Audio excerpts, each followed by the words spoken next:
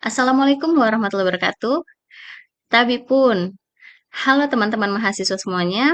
Apa kabar kalian hari ini? Semoga sehat-sehat semua ya. Semoga kalian semua dalam lindungan Allah Subhanahu wa taala. Amin amin ya robbal alamin. Baiklah, bertemu kembali kita pada mata kuliah pengembangan karakter dan sikap profesi. Nah, pada pertemuan kelima, ini kita akan membahas berkaitan dengan attitude dan greeting atau sikap dan sapaan. Baik, sebelum kita masuk pada materi, ada baiknya kita berdoa dulu menurut agama dan kepercayaan kita masing-masing. Baik, berdoa dimulai.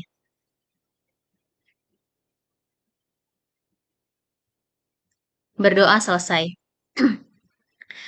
Baik, teman-teman mahasiswa semuanya, seperti yang saya katakan tadi, kita akan masuk pada materi sikap dan sapaan. Langsung saja, di sini kita akan membahas berkaitan dengan attitude dan greeting. Attitude, apa sih yang dimaksud dengan attitude? Apa sih yang dimaksud dengan sikap? Ada yang tahu, teman-teman mahasiswa? Boleh dijawab untuk dirinya sendiri. Nah, baik. Di sini ada penjelasan berkaitan dengan attitude atau sikap. Attitude itu adalah sikap, perilaku, atau tingkah laku seseorang dalam berinteraksi dengan masyarakat sekitar atau lingkungan sosialnya. Nah, sikap, perilaku, dan tingkah laku itu ada pada diri seseorang yang sudah divalidasi oleh norma-norma yang berlaku di masyarakat. Attitude itu sikap yang melekat pada individu pribadi seseorang. Jadi pribadi satu dengan pribadi lainnya sikap itu pastilah berbeda. Ada perbedaan-perbedaannya. Karena walaupun sama rambut seperti itu, tapi hati siapa yang tahu. Seperti itu juga walaupun sama rambut, tapi sikap itu pasti berbeda-beda untuk setiap individunya. Selanjutnya di sini ada fungsi attitude. Yang pertama, dapat meningkatkan kepercayaan diri dalam pergaulan. Sikap itu dimiliki oleh setiap individu. Sikap yang baik akan menimbulkan rasa percaya diri kita dalam bergaul di lingkungan sosialnya. Selanjutnya, terhindar dari kemungkinan menyinggung perasaan orang lain. Ketika kita memiliki attitude atau sikap yang baik, kita akan mengerti apa saja hal-hal yang dapat menyinggung perasaan orang lain. Misal contoh, ketika saya menyinggung berat badan untuk teman wanita seperti itu. Saya tahu itu akan menyinggung perasaan dia, maka saya akan menghindari topik-topik itu untuk diperbincangkan seperti itu. Itu karena sudah ada pengetahuan sikap berkaitan dengan hal itu. Selanjutnya yang ketiga, menjadi pribadi yang disenangi dalam pergaulan. Nah, itu tadi yang dijelaskan. Kalau kita sudah tahu topik-topik apa saja yang dapat menyinggung perasaan orang, atau apa saja sikap dan perilaku kita yang dapat menyinggung perasaan orang, kita akan menghindarinya dan dalam pergaulan itu kita akan lebih dapat berbaur dengan lingkungan sekitar. Karena kita eh, dapat menyesuaikan diri dengan lingkungan-lingkungan atau norma-norma yang berlaku di masyarakat. Selanjutnya, memiliki nilai kehormatan diri sendiri. Nah, sikap yang baik itu akan meningkatkan nilai kehormatan diri sendiri. Contoh, misal di sini ada kan ketua kelas. Ketua kelas itu dipilih dan mengemban suatu tugas untuk untuk mewakilkan teman-temannya di satu kelas. Ketika ketua kelas itu memiliki sikap, attitude yang baik, baik itu saat mengemban tugas, baik kepada teman-teman sekelas atau kepada dosen, dia akan memiliki pandangan yang baik dari lingkungan sekitarnya, seperti itu. Selanjutnya, faktor penunjang dalam pekerjaan untuk meningkatkan karir. Dalam berkarir atau bekerja, sikap itu yang paling utama. Karena dengan sikap itu permasalahan serta hal-hal yang mengganjal dalam pekerjaan itu dapat teratasi. Seperti itu akan kita bahas lebih lanjut. Selanjutnya, kalau tadi fungsi, ini cara menerapkan attitude yang baik itu yang bagaimana sih? Yang pertama, ada bersedia menerima kritik dan saran dari orang lain. Ini cara menerapkan attitude yang baik. Bagaimana kita dapat em, tahu bahwa sikap perilaku kita baik kalau tidak menerima kritikan atau saran dari orang lain. Yang kedua, bertanggung jawab dan berkomitmen terhadap pekerjaan. Seperti yang dicontohkan tadi, ketua kelas ketika mengemban tanggung jawab yang telah diberikan oleh dosen dan teman-teman sekelas untuk mengkoordinasir perkuliahan, itu dia sudah menunjukkan sikap bertanggung jawabnya. Selanjutnya berusaha untuk bersikap sopan dan santun di lingkungan kerja ataupun dengan orang lain. Yang keempat, berusaha untuk tepat waktu dalam menyelesaikan suatu pekerjaan, baik terikat janji maupun lainnya agar lebih menghargai waktu. Nah, ini sebagai mahasiswa, cara menerapkan sikap yang baik itu misal contoh eh, dosen memberikan tenggat waktu tugas sampai 2 hari ke depan. Sebagai mahasiswa, kalian harus eh, menerapkan sikap bahwa oh tugas sudah ada deadline 2 hari lagi. Lalu kalian mengerjakannya mulai dari sekarang. Jangan sampai SKS, sistem kebut semalam. Malamnya siangnya mau dikumpul, malamnya baru ngerjain. Atau siangnya dikumpul, paginya baru ngerjain. Itu jangan. Itu cara yang salah. Selanjutnya, saling menghormati dan menghargai satu sama lain. Ini adalah sikap dasar yang harus dimiliki setiap individu agar eh, berjalannya situasi sosial yang baik seperti itu ya. Selanjutnya, nah tadi sudah pengertian attitude, lalu fungsi attitude, bagaimana cara menetapkan attitude?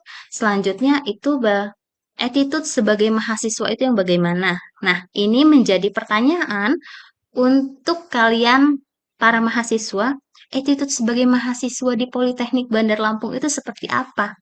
Nanti ya, itu bisa kalian catat poin untuk tugas untuk di akhir. Selanjutnya, peran attitude di lingkungan kerja. Nah, ini juga bisa kita bahas peran sikap di lingkungan perkuliahan. Ya, kita samakan saja. Yang pertama, attitude mengalahkan hard skill. Hard skill itu kemampuan khusus dalam pekerjaan. Nah, sepintar apapun kalian, mahasiswa, kalau tidak beretitude, kalau tidak sikapnya jelek, sudah tidak berguna pengetahuan, keterampilan kalian yang baik itu. Karena attitude itu yang pertama. Di mana-mana, di lingkungan kerja maupun di lingkungan kampus perkuliahan, sikap itu yang paling utama. Bahkan eh,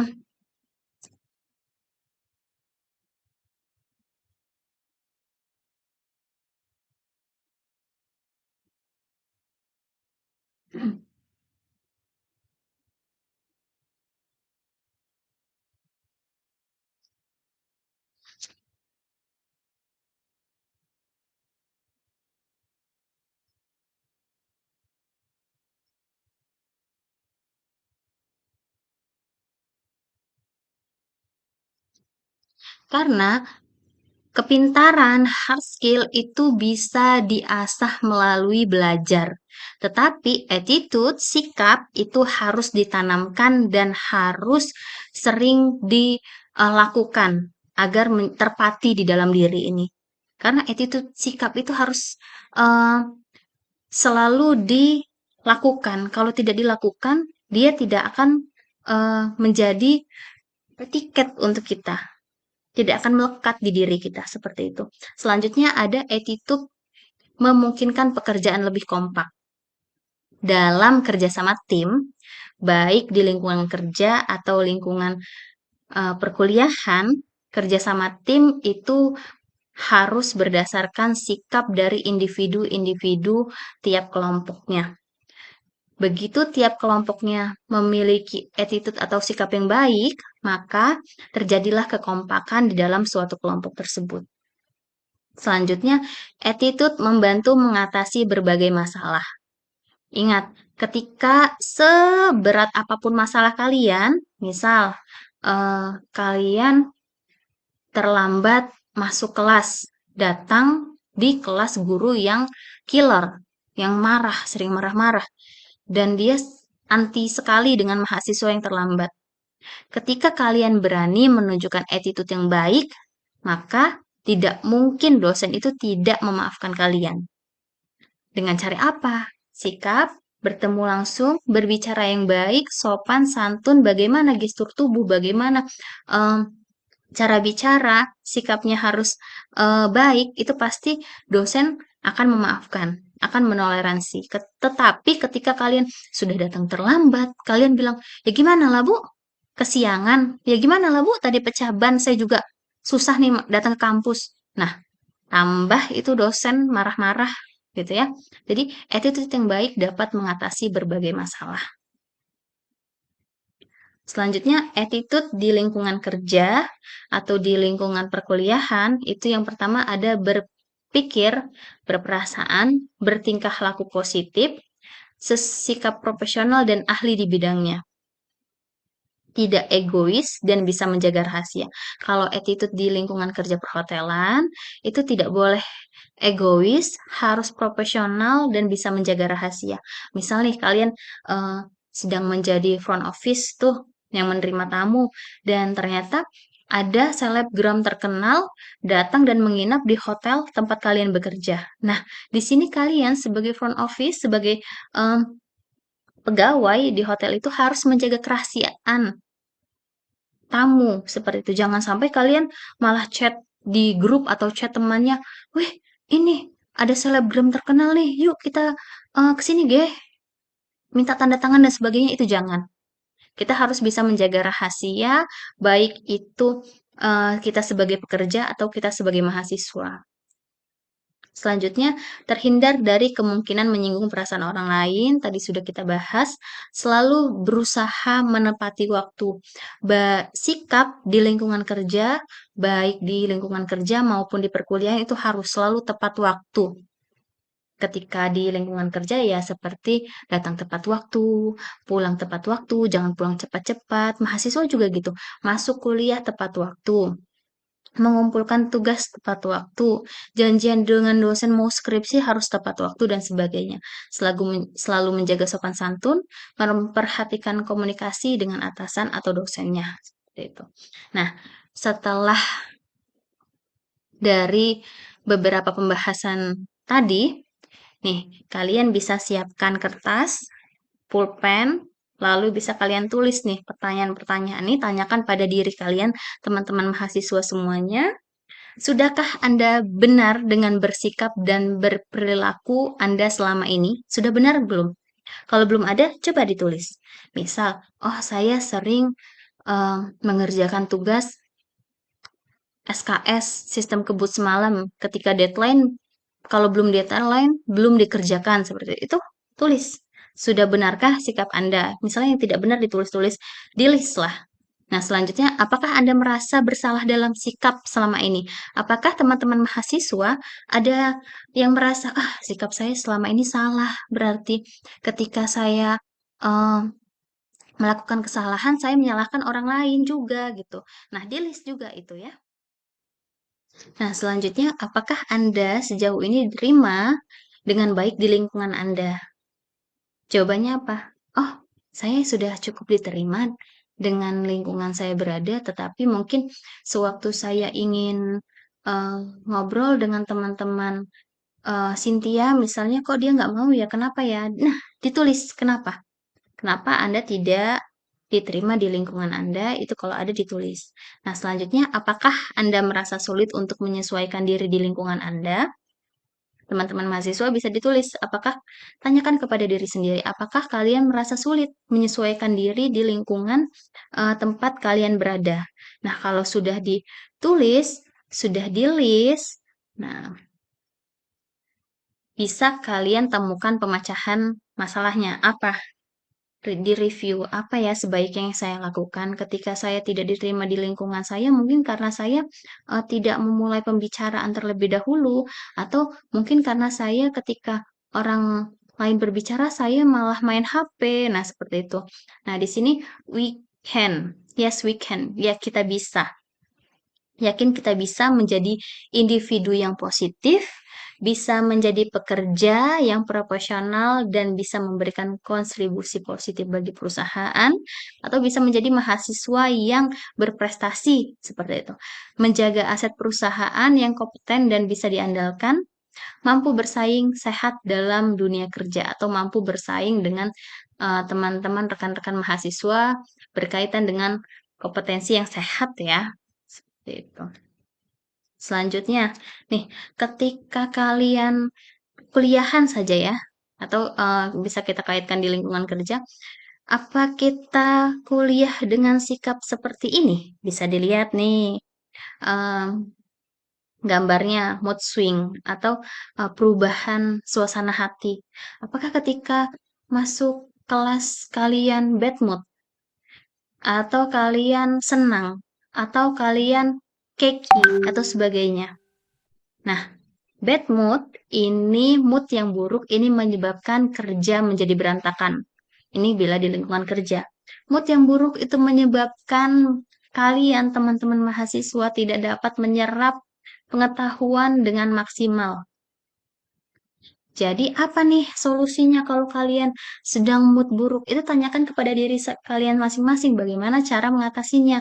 Kalau saya pribadi ketika mood saya buruk tetapi sudah dihadapkan dengan pekerjaan, itu saya tarik nafas, keluarkan, seperti itu akan sedikit mengurangi rasa mood yang buruk. Lalu kalau saya sih, beli es coklat, lalu cemil-cemilan manis, setelah makan dan minum itu, mood saya akan kembali eh, normal seperti semula gitu. Maksudnya tidak tidak bad mood dan sebagainya. Nah, mood buruk juga dapat merugikan perusahaan atau mood buruk juga dapat merugikan instansi Politeknik Negeri Lampung. Kenapa?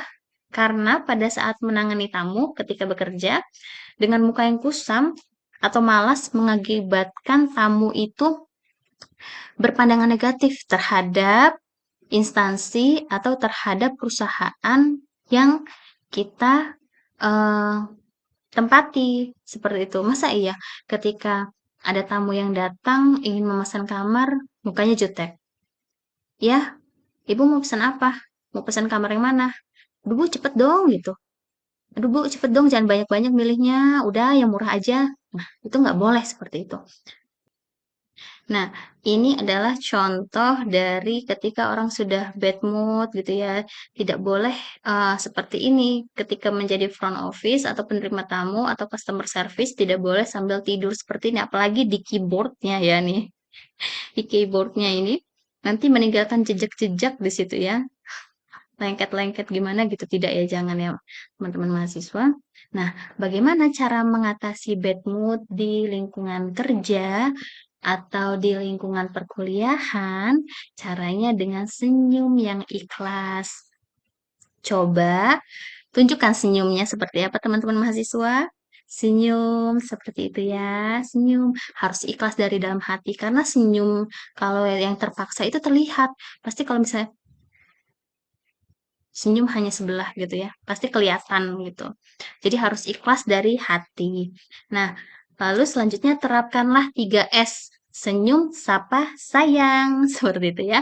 Ada senyum terhadap atasan, dosen, teman rekan kerja, mahasiswa, dan sebagainya. Sapalah teman, atasan, juga tamu dengan baik seperti itu. Jangan woi, tapi selamat pagi, selamat datang, dan sebagainya. Sayangilah perusahaan dengan kerja optimal karena kita bekerja karena digaji untuk menghidupi keluarga. Aduh, sudah membahas menghidupi keluarga aja ya. Lulus juga belum. Ya, baik. Maka terapkanlah ibaratnya tangan di atas lebih baik daripada tangan di bawah. Itu maksudnya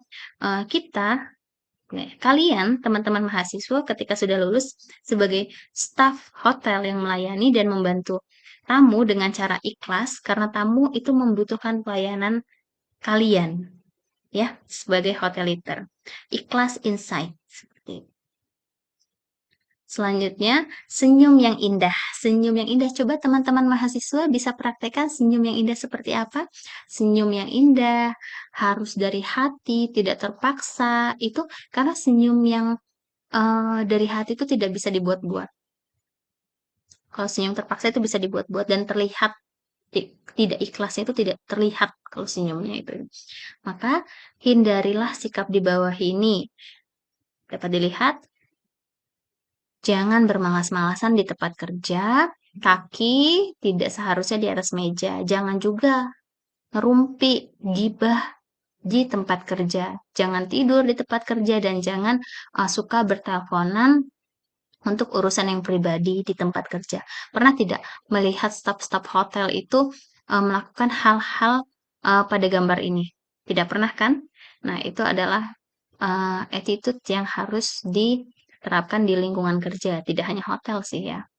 Selanjutnya juga hindari makan saat bekerja, lalu mendengarkan headset saat bekerja. Jangan pula ketika mendengarkan headset, suara sudah 50 oktav gitu ya, dengan PD-nya seperti bernyanyi di kamar mandi.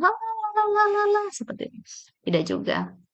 Nah, hindari juga merokok saat bekerja dan bergerombol di depan tamu. Seperti itu. Seperti di diam di office housekeeping, itu tidak boleh. Nah, rubahlah hal-hal tersebut menjadi seperti ini. Ketika ada tamu, senyum salam sapa, bertanya kepada tamu yang baik, seperti itu. Seperti gambar-gambar di bawah inilah ya.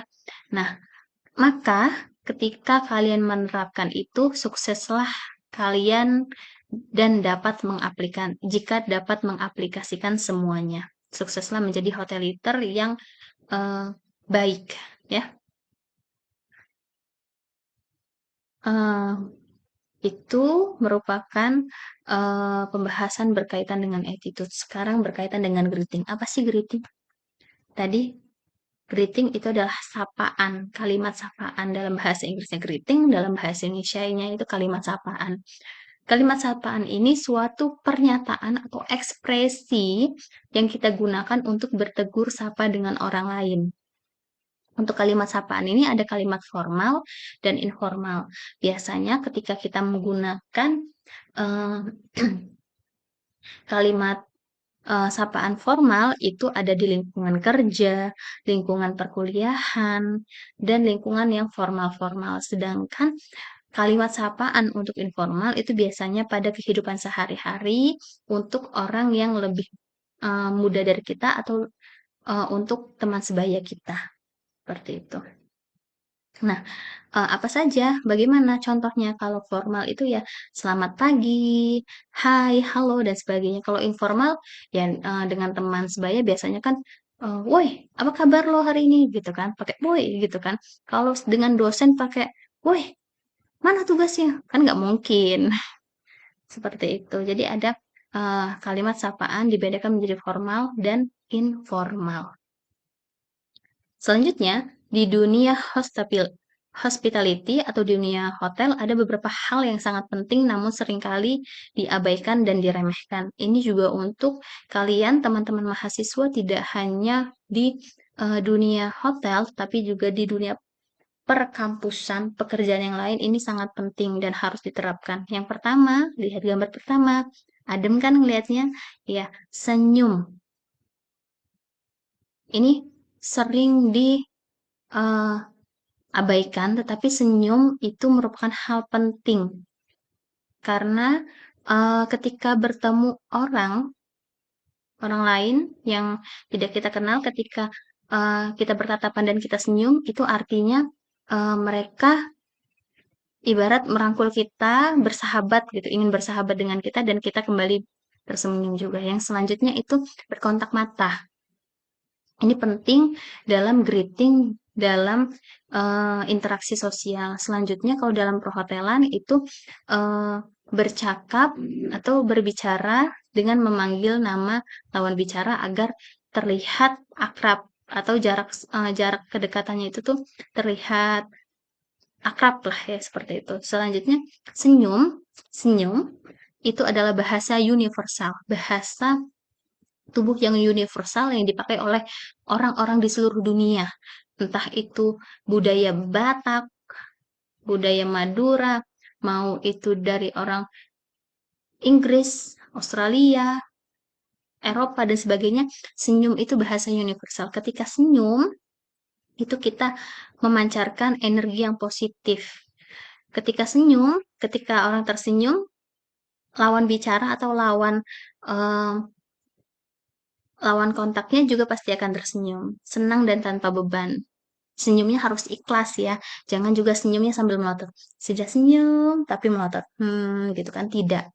Tapi senyumnya itu harus ikhlas, karena dengan senyuman itu akan mencairkan suasana, akan membuat suasana lebih eh, baik seperti itu ya, mencair. Nah, ketika bercakap juga eh, mata juga harus berbicara. Ketika bertatap berbicara, itu mata itu harus menatap lawan bicara, jangan sambil melihat atap, jangan melihat sepatu, jangan melihat ke arah lain gitu, tapi mata itu harus menatap lawan bicara. Karena ketika mata menatap lawan bicara, itu menumbuhkan em, menumbuhkan perasaan yang, oh, ternyata lawan bicara saya ini pendengar yang baik. Oh, ternyata lawan bicara saya ini mendengarkan saya loh. Dia fokus kepada saya. Timbullah respect dari seseorang terhadap kita ketika kita berbicara tetapi menatap matanya. Kita fokus, tidak kemana-mana. Pernah tidak kalian ketika kalian berbicara, lawan bicara kalian itu main HP? Enak gak rasanya?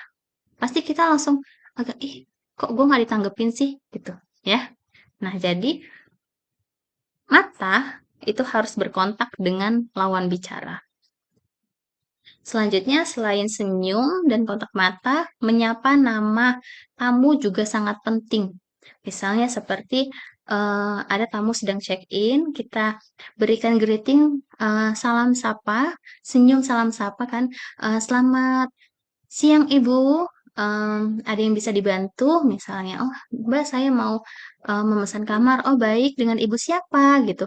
Oh Ibu Yunita, oh baik, Ibu Yunita akan saya bantu untuk pemilihan kamar, Ibu ingin memilih apa, ruangan apa, dan sebagainya baru. Jadi selama proses bercakap itu dipanggil namanya agar terlihat lebih akrab, seperti itu. Nah, ketiga hal tersebut itu sangat penting diimplementasikan ke dalam dunia pekerjaan. Nah, tetapi tidak hanya